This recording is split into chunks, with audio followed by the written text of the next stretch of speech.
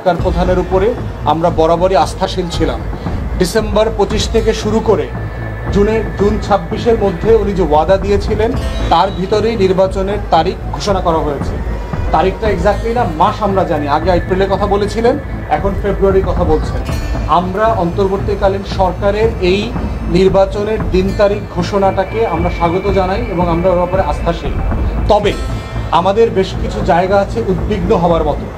সেটা হচ্ছে সারা দেশে আইনশৃঙ্খলা পরিস্থিতি যেভাবে অবনতি হচ্ছে, সেখানে নির্বাচনকালীন সরকার অথবা নির্বাচনের সময়ে বিরোধী দলীয় প্রার্থীরা অথবা বড় দলের বাইরে যারা নির্বাচন করছেন তারা আসলে নিরাপদে নিশ্চয়তার সাথে নির্বাচনের ক্যাম্পেইন করতে পারবেন কিনা সেই ব্যাপারে আমরা যথেষ্ট উদ্বিগ্ন।